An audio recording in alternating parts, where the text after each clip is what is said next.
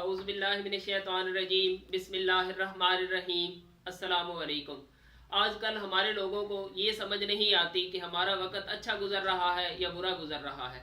इसकी मिसाल मैं आपको ऐसे दूंगा कि अगर आप कभी बाजार जाएं और खुदा न खास्ता आपका कोई वॉलेट छीन कर चला जाए तो आप लोगों को यही बताएंगे कि यार पता नहीं क्या हुआ है, मेरा टाइम अच्छा नहीं गुजर रहा। हालांकि आपको ये नहीं पता कि आपका टाइम तो सही गुजर रहा है, टाइम उसका अच्छा नहीं गुजर रहा जो आपसे पर्स छीन कर ले गया है। क्योंकि आपने तो कुछ भी नहीं किया, आपको तो उल्टा पर्स छीना गया है। आपने ना चोरी की है ना डकैती की है।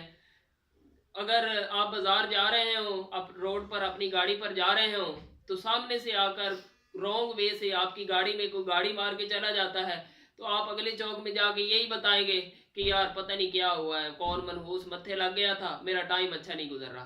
हालांकि टाइम तो उसका अच्छा नहीं गुजर रहा जो रॉन्ग वे पे आ रहा था, आपका टाइम तो अच्छा गुजर रहा है।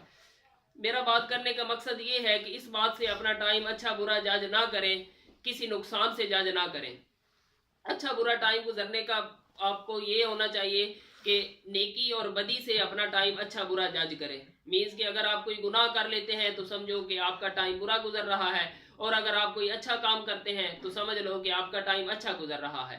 और वालिदैन को भी इस बात का तयन कर लेना चाहिए कि अपने बेटों को, अपनी औलाद को तब डांटे जब उनका कसूर हो। इस बात का तयन कर लें, इस बात की तसल्ली कर लें कि आया कि उनका कसूर है या नहीं है। अगर उनका कसूर नहीं है तो खाली नुकसान की बुनियाद पर अपने बच्चों को ना डांटे। इस तरह बच्चों की पर्सनैलिटी में गैप रह जाता है और जो कि आगे आके बहुत नुकसानदेह साबित होता है। जज़ाकल्लाह।